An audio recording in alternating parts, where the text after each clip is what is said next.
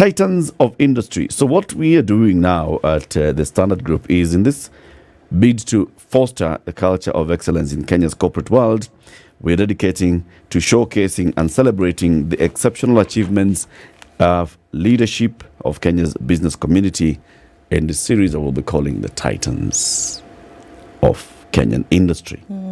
We want to look at what they've done, what they're doing, their organizations, profiling what they do at work and what they are also all about and what drives them. One of the ones that we'll be having a conversation with is Kenneth Mbae. Kenneth has been here several times before. He is the CEO of Centum Real Estate. Good morning, Kenneth. Good morning, Ratif. Karibu sana to the hot seat of the situation. Now you're used to it. Yeah, this is my second time, and it's warm. Now you're used to this. This one now is easy. Yes. It's smooth sailing. Welcome. So we'll be talking about Centum Real Estate and the work that you've done. We, of course, know about the various projects across the country. You'll tell us about the future plans for Centum Real Estate and also what drives you as an organization and as the head of this organization. But let me welcome you with the day's proverb.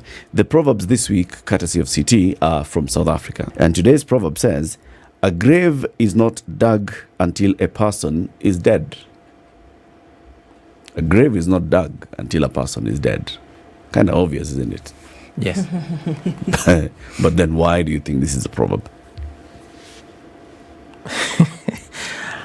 Okay, early in the morning with the context of grave is not a thought I had in mind. It's a bit morbid, isn't it? Yeah, but I think everything is done at a particular time and praise.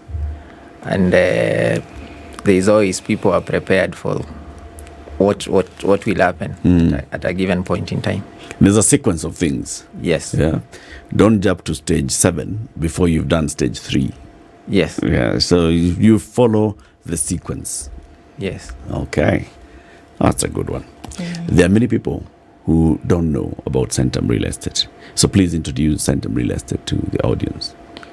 Thank you. Centum Real Estate is an investor and developer of real estate. We develop large-scale projects across East Africa. We've presence in 2 countries, Kenya and Uganda. We primarily focus on the affordable market segment. We've jointly handed over 1,000 units, and we have another 1,000 units under construction.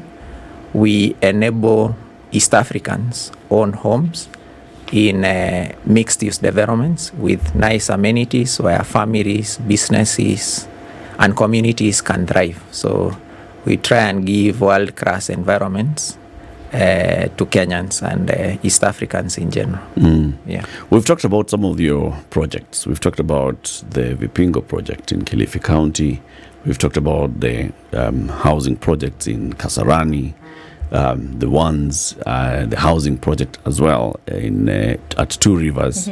And there are very many others, like you've said, mixed use. For example, in Vipingo, it's not just houses. It's bigger than that. What else is planned for Kilifi? So we've done a proof of concept. We've gone to a county like Kilifi, done industrial, done commercial, and done residential. And there is huge demand from across the world in that market segment. So now we have an ambition to scale up and create a city. Just to give context, if you came to Nairobi in 2004 or prior years, and you went to Kitengela, or you went to Kamuru, or you went to Ngong, it would have been a bush back then. Yep. And no one anticipated there would be growth. So we've looked at Kilifi County and the metrics around Mombasa, and we can see there is demand for a town, a city that is properly planned with adequate infrastructure to support the population growth and to support the urbanization there. So we'll have a properly organized, planned city that has all the facilities, a school, a hospital, communities of every kind, high-end, mid-market, and affordable segment, with schools and water from desalination. So you'll have all the utilities when you turn on your tap. And the road is also being expanded. Yes, and the section fronting our property is already done. We've seen a lot of Kenyans working from home, and they are supporting institutions across the world. So you work in Kirifi, but say you work for an American company and you're working from home. So you have a coastal setup, and if you're needed in Nairobi, you take a flight from Vipingo. If you're needed in Dubai or you're needed in the US, you fly to the US. Indeed. Yeah. It's interesting that we're looking at, obviously I can see the commercial aspect, and that makes sense. I wonder, the areas that you've chosen to go into to develop, what has been the inspiration behind going to those particular areas? So we've relied on data to make our decisions. If you look at let me give an example of Nairobi. If we go back to year 1999, the population was 2.1 million people. In 2019, as per the census, it was 4.5 million people. I believe today, if there was another census done, it's 5.3 million. In 2049, would be 10 million people. So the question is, with this population growth and urbanization, where will their bedrooms, where will their homes be? Yeah. So we want to house that population, and there is a fundamental market demand in rental housing because that entire population must stay somewhere, and they must enjoy some amenities, and that is the market we are addressing. Then there is the financing of that market.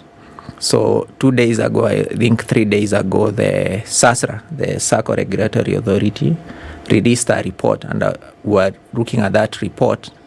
33% of the loans they disburse go to housing and land acquisition. So there is demand in that segment, and there is money that is funding that. But that segment is a catalyst for economic development. There is employment and many other things that happen. Yeah. You know, the last time you were here, you were still quoting data and using data to say this is how we actually make decisions at Centum Real Estate. Look at our data, look at projections. What's your background, Ken? My background is science. I'm just a biochemist who is not building bodies. Now I'm building houses. But I think for any business to be sustainable, it must be based on data. I see the statistics when I speak to Standard Group. They say the viewership in Spice is maybe close to 1 million. So everyone is data. Everyone thinks data. Yes. But more so scientists. How did you end up in real estate? I mean, what drove you into this sector? So it was by chance. So after graduating, I got internship at Centum. And then we were doing rotations in various departments, finance and the rest. Yeah. Research. I sort of ended up at real estate, and my boss then said, "You're not going anywhere else. You remain here." And I liked it, so I became passionate about it. Yeah, so it doesn't matter what you've done. Just prepare for an opportunity. You don't know when it comes your way. Yeah. How have you been able to scale the challenges that come as a result of getting into a market where that is, so commercially heavy, so financially heavy? How you've been able to scale some of those challenges, whether it's on a personal level or a market level? So you look at a market. Let's say you identify an opportunity or an underserved segment of the market. That, let's say, either housing or media or whatever market, transport or whatever market segment that is, it's underserved. So there is an opportunity to serve that market, and you do some numbers and see if we address this market need, then there will be a sustainable business moving forward. You separate that opportunity with funding, because if you estimate the amount of funding required, then it may put you off from pursuing that opportunity. But the other thing is money. Capital is chasing good opportunities which are in shortage. So if you think a good opportunity, capital will follow you. And then plus the credibility and track record, then that becomes a success. I think there will be challenges as you put together that, but you should not be afraid of the challenges. Maybe you should fall in love with the solution, not the, the challenges. The challenge. Very easily said. And actually, I like what you've said, that there is a lot of capital which is chasing after good opportunities, and those good opportunities are rare. Yeah. Where is this capital? How do you identify it? So there is let me use the SACCO report. Looking at that report, you can see the top areas where Kenyans are borrowing and saving is housing and education. So there is money from SACCO. If I look at banking, they are lending to real estate. There is money in that segment. If you look at government, they are focusing on housing. There is the levy. Yes. Yep. If you look at diaspora remittances from the data in CBK, I think 25% of the money sent goes to housing and real estate. If you look at this market, there are many private equity funds that have raised money across the world to come and address the urbanization in Africa. So it's the same metrics that keeps flowing around. And I think even in media, transport, if I use like the vehicle manufacturing, you'll see there is a lot asset financing from every segment. So if there is an opportunity, capital will follow that opportunity. It's about identifying the opportunity, like you said, and then being gutsy enough to actually pursue that opportunity. Now, there are very many challenges that come, especially when it comes to the real estate sector in this country, right? It's awash with many people. Previously, we were having a conversation, or Justice Thursday conversation, with a lawyer, a land lawyer, who was telling us about the need for due diligence. Now, we have a lot of developments that are taking place in this country, and some of them are questionable at best.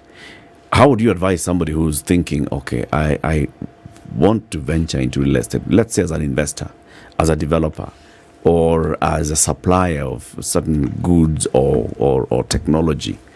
What is it that they should think about as they get into this? It's a capital intensive business. It's also tough to do, but in every challenge that is there's an opportunity. So first, in the land acquisition itself, the titles, the process of conveyancing is quite lengthy and difficult to get a clean title. So if you can address that and have land that is unencumbered with a clear title, then you are one step ahead of everyone. Then there is problems of water, power, even infrastructure. Yeah. That's why you see most of these developers put in cabro, sink in a borehole, bring in power, do solar. If you do that, yes, there's a problem, but if you do that, you're also one step ahead of everyone. There's a challenge with financing. So your customers are not funded. They have to save or look for capital. If you address the customer funding, you put together partnerships with banks, SACCOs, and all providers of capital, then you're one step ahead of the curve. The supply chain is quite challenging. Cost of materials I've seen from the media going up because petrol and the rest is also going up. So if you have a way to work with manufacturers and then your cost is lower than competition, then you create a value chain that provides value to the end customer. And if your environment is, we are all youthful, is Instagrammable. So you build a house complete with built-free manicured gardens with nice spaces for the family. You bring the internet connectivity there. Then it becomes an attractive place for people to live in and families to thrive, and maybe charge a 5-10% rental premium over everyone else. So you must create value for everyone. I don't think now the market segment is where build, they will come, build anything, they will show up, but you have to keep people for longer. So you have to give value for money and go over and beyond what you should normally do. It's a competitive world. In any of the projects that you've gone into, have you found ever that it was at the end of the day, a bad business decision? Or has everything that you've ever touched turned to gold, as it were? No, challenge, something we would have done differently occurs to us every other day. That's why our second phase is better than the first one. You incorporate customer feedback, you incorporate market feedback, you travel across, you move around and see different things you'd have done differently. If you look at the car model, you take a Range Rover that was designed in 1960 and you take the 2023 one, there's been a series of improvements. If you take even buildings that were built in the 60s and the ones that are being built today, there are a series of improvements. I think even your studios, the way they were then, the way they are now is different. Yes. So you have to innovate, change, and adopt the market. And don't blame yourself. I don't think there is a fully formed idea. You keep improving them as you move. Yeah. Iteration is key. It is. But even as you do this, what informs then that you would hold on to an idea as opposed to going forward if in the middle of it there are some alarms that go off? What would you say at that point? Sure, there's been planning that has been done, because I look at business and individuals going into business and they say, well, look, even though we feel a little bit uncomfortable, let's just go ahead. Are there things that would inform you about going to a project, for example, and you say, you know what, let's hold on this one and let's go in this? What would inform that particular climate? So we create a checklist, because you start with an hypothesis. For anything there is demand. Then you say, I'll only start if I'm able to sell 40 or 30% of the project. I'll also start if I get all the approvals. I also start if I secure funding. So you have a criteria that allows you to tick each box, and then it's clear that you can start. But as they say, if facts change, then you must change your mind. So if all these facts in a 10 checklist change, that I wasn't able to sell, funding is more expensive, I did not get approvals on time, then you modify the project or you don't proceed with it. If you're about to start and cost of materials double, then it means your construction cost will be higher than your selling price, so you can change. So we change based on the factual circumstances that are there, and you adopt to the new ones. Yeah. That requires you to be really very quick in making decisions, in noticing what's happening and deciding what to do. There are many people who are afraid of doing that. They're like, okay, so this was our original design. Maybe we should survive. We should persevere for a bit. Let's give it an extra 24 months and see whether things are going to improve. And either by some sheer luck it improves and they still continue running, or it just goes south and they're looking back at 24 months of a bad decision that they should have made a decision 24 months ago, then they didn't. Yeah. So fortunately for the organization I work for, we have some golden rules. A bad decision is better than none. So you fail and fail quickly. You run and then move forward. So if you hold a decision for 2 years, you'd rather have made a bad decision and changed in a month than held for that lost opportunity. If also you don't make a decision, you don't know what you'd have changed. You have no lesson learned. So even in my personal life and how we operate the company, you are allowed to make bad decisions, because then you can quickly run and understand, and that way you keep perfecting. The next decision then you make is better, so no one is afraid to be bold. But I think institutions are set up differently. Maybe where there is enough wealth made, you need to preserve it. Where there is no wealth, you need to look for it. Yeah, to look for it, you have to take risk. we operate in a very interesting existence whereby there's so much demand for certain things. Looking at the space, obviously, where you're, operating within, Ken, and you say government is trying to do certain things. You've mentioned the housing levy. Government is trying to put up affordable housing. Do you see yourself at this point, and as an individual and a company, who is providing a much needed service that could essentially advise or inform as private sector than what government could or would do in the future. Yes, so the role of government, I think, is to create an enabling environment. Yes. So government has identified there is demand for housing, and really this housing is to improve the standards of living for everyone and to create opportunities across. So the people will develop these houses, and I've seen is private sector. Government has been advertising these tenders. The occupiers of these houses will be citizens who are also private sector.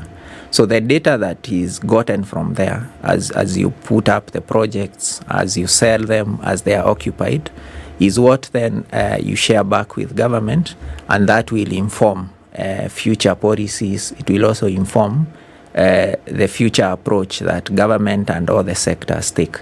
So I think it's the data that will be available as these projects are being implemented, and maybe the best thing is to have a feedback mechanism that then informs the key stakeholders, government being one of them. Yeah. So private sector could actually inform and advise government from where you sit? Yes, and I think it's the role of everyone. To advise the government. To do something for your government. The future of real estate, Kenneth. You mentioned something there. Now, since COVID, we've seen more and more people working from home, and people spending a lot more time actually working from home than working at a designated office space. But also, we've seen with that the mushrooming of co-working spaces, where set up a place, you can just pop in, and people work either on shift or something like that. So there's all that's changing. Changes as well in all improvements and developments in Kenya's industrial real estate sector. How would you project where we go? Let's start with residential. In terms of the kind of demand for sizes, for amenities in the houses, for size of homes, is it changing? Yes, the market segment is changing, and if you look at a family living room is also changing. The living room was designed around a TV, and even the arrangement of that living room was centered around the TV. Yep. But if you look at a family where they are teenagers and the rest, they all have gadgets. They may be sitting, not looking at the TV, but it was the centerpiece. Yeah. With the COVID, there was a requirement to work from home. So you have a private office. The way the design was previously, you not work from home. It was a bit uncomfortable. So that has made us redesign our units to take care of that. The need to work from home, the need for kids to do their assignments and the rest. Also, people are looking at the home holistically. You can walk in that neighborhood.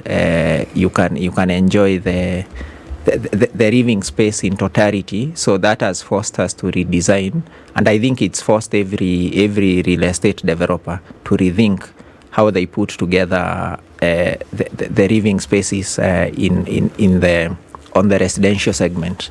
The other market, because of the scarcity of capital and also the flexibility and how the world is changing, organizations want to spend money in their core business.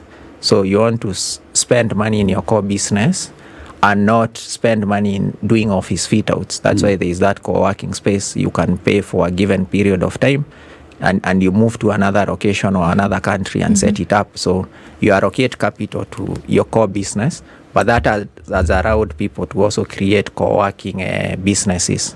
On the industrial segment, we've seen a lot of agriculture industries coming up, and for our development we have a cashew nut factory. We had a cashew nut plantation which attracted a cashew nut factory, but that factory is helping the entire coastal region where cashew nuts are grown. So there is value addition. The only limitation is cost of power. It makes it expensive to manufacture locally, but that's another segment that is that has growth and that has high potential, and that is creating hundreds or thousands of jobs. Then the cost of the cost of doing business in other parts of the world, I think BPO outsourcing was being done in Philippines, India, and other parts of the world. Now I think it's more attractive to set up in Kenya. So you'll see global companies coming up in Kenya and setting up. And those are some of the opportunities that then our developments are creating. Where do you think this will go? I mean, just coming off the back of what you've said now. So there's an appetite, obviously, for business investment here and different parts of the region. But where do you think this particular sector will go? Having been in it for a number of years now, what are the trends looking like in terms of developing an entire nation? Because right now we see real estate development more often than not taking place in the urban centers. And then there's the need for development through to other parts of the country. What potentially could happen? So what will unlock real estate developments across is funding, and with the Kenya Mortgage Refinance Company and maybe the fund, it will give cheaper long-term capital, and this then will help Kenyans access funding across the country. And with the county governments and with all these towns across the country, you'll start seeing urbanization and real estate developments also going to those segments. And if you go back to the village, like where I come from, and you drive around or walk around, you can see the facades, the roofs are changing.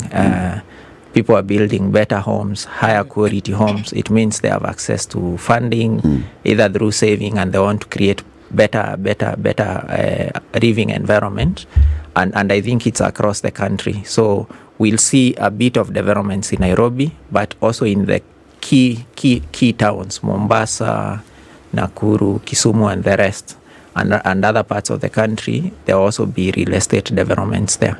So if funding is unlocked and people have access to affordable funding that is long term, and this can be unlocked from SACCO, Kenya Mortgage Refinance, and maybe eventually banks, then there will be growth across the country. Does KMRC finance developers? KMRC finances the end user. Just the buyer of the house. Finances banks, and then banks provide the end user funding. Okay. Yes. So where would developers get cheaper finances? So, because in the end, we can see KMRC with a sub 10% mortgages is a good thing, but yet a sub 10% of an expensive unit.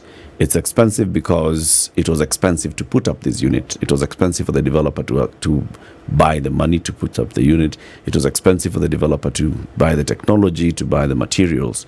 So how can we make the developer get cheaper money so that then the units can be cheaper? Yes, that's a good question. The first challenge that developers had, they had two challenges. One is the cost of their own funding. Two, the funding for their customers. So you build, you finish your project, then stay several years without being paid. But today with that KMRC funding, there is guarantee that if you build as soon as you complete, and then the mortgage is in place and you get back your capital. If that happens at scale and it's long-term funding, then there will be alternative funds that come in and provide long-term funding to developers, that because they at the back of it there is a way of being paid. Yeah. So I think the market will adjust over time, and developers will have enough funding. They'll also be able to recycle their own capital from projects that they have done, and that will change the entire funding model. Mm-hmm. Does Centum, as you look at the work that has been done over the last few years and then going forward, adapt to what would global trends? You talked about, for example, previously the center of a living room used to be around the TV. That's one, obviously a trend. Things have changed now because, how life then changes. But do you find then that the organization will then adapt to global trends, whether those be trends in construction and building, ideation around, design of homes and things like that? Yes, we, as an organization, and I think you'll be forced to, if you don't, you have to adopt. But then we want to be proactive and be at the center of what is happening, so that you influence the changes that are happening, and you get the pioneer advantage, the first mover advantage.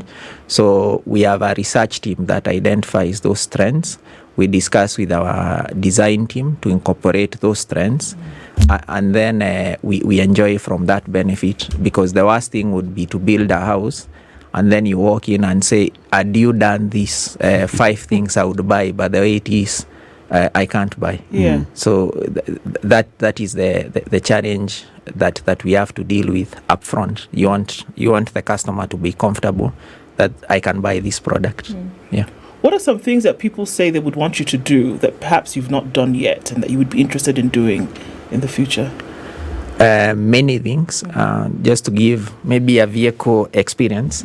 So yeah, of course everyone wants the high-end vehicle for the price of the other model. Yes. So yeah, the expectation is very high-end things are expected for a price that is not affordable. So that mismatch of expectation, and then that forces you then to improve the design, to improve the finishes, so that the perception is the same. Because a family, if you see, and I think most of the people, if you are to do your wealth declaration, real estate will form 60 or 70% of your wealth.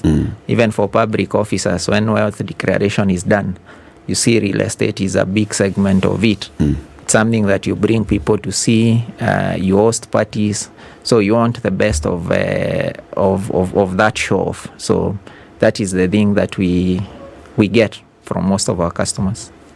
Is there a mismatch between what we have as government data versus what the market sees? And let me tell you why I'm asking this.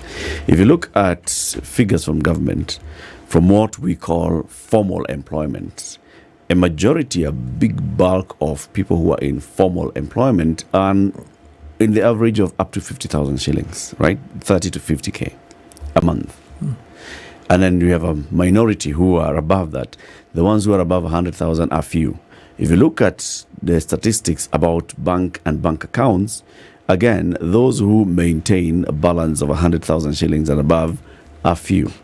But then if you come to the market and you look at the kind of developments that we see and the kind of houses that you're selling houses that are above 8 million shillings to 10 million shillings and thereabouts. And then there are those, of course, that are around 4 million shillings. But many of the houses are in upwards of 5 million shillings. Those ones cannot be financed by mortgage by somebody who is making 50,000 shillings a month. Explain this disparity. Yeah, of course, the market is not transparent. The market data, it's maybe translucent, and I think that data will keep improving over time. If you compare this to Europe or the US, and you want to know the number of transactions that were crossed last week, the price per house, how much it was paid for, who financed it, that data in the US, you open anything, CBRE, JLL reports, you'll have what's happening in real time. I don't think there's an agency or a research firm that has put that together in this market, so it's very difficult to determine that data. But I think as the economy grows, as the funding channels grow, as the investors come along, that will be integrated, and one day we'll have that kind of data. I think it's just the natural growth of any market. The reason advanced markets are like that is because their credit system is well advanced, and these projects are being funded by either banks or financial institutions, so this data is available. The way people fund acquisition here is a bit different. I get money from the SACCO, which is maybe not linked directly to any data source, and I pay deposits. I do business, I pay another deposit, so that data is not coordinated. But if you look at that SASRA report, the SACCO Regulatory Authority, you'll see accounts that are holding savings of more than 1 million shillings and above have increased by 18 to 20% compared to last year, meaning people are saving more. if you look at the data that is people holding money savings in the bank account is very different from what is happening in the SACCO space. Yeah. What's the plan for the future? I know that there are developments that are happening right now, obviously, in the throes of that. But if you look at a grander scale and say, okay, so this is where we want to go, I mean, it's notable what has happened so far. It's notable what individuals, families, businesses have been able to enjoy from the work that Centum has done around the country to date. But what's the plan and what can folks look forward to? So the plan is big, but if it's again data driven. So if we look at sub-Saharan Africa and just look at the 6 countries around, there is a housing deficit, and this is the government data, which may be so there are 2 million houses estimated in Kenya. The same in Uganda, 2 million houses. In Tanzania, it's higher. In Congo, it's much higher. So you can, if you give 6 countries 2 million each, that's 12 million housing shortfall. If we were able to capture 1% of that, and that's quite big. Those are 120,000 units. Even if you capture 1% of that 120,000 units, that's still sizable, 1,200 units. So our ambition is precisely to be there, to be developing 1,000 units plus per year, and expand to many other countries. So to be a developer of scale and to change and empower communities around. We also do a lot of CSR. Education is big for us. We educate now 400 kids from Vipingo. Bright but needy kids would not have gotten access to secondary education. And they're on full scholarship. So we can also increase that and have a big impact around the society. Indeed. So we are a big developer, but in the scale of the opportunity, we're just demonstrating potential. not yet there. I'm interested as to lessons here because, a lot of mistakes. I mean, we've heard this, the run-of-the-mill inspirational speaker would say, well, don't bite off more than you can chew. But even as you hear and you're saying, look, we want to be able to go big in the future, this is obviously not a move that you would have been able to make 5 years ago or, in year 2 of operation. What are some of the lessons that you've been able to learn looking at the market and saying, well, we can say we're going to go big from 2023 moving on because of what we had done before? So yes, we've drawn lessons from what we've done. We've developed every market segment, affordable, high-end. We know the depth of high-end, we know the depth of mid-market, and we know the depth of affordable. So we can see the opportunity and where there is the greatest demand, and we want to focus on that. So it's based on what we've done and the lessons that we've run, but also looking at the bigger picture and the opportunity that is there. So now I want to stop fishing with a fish rod and get a fishing vessel. A vessel. Yeah.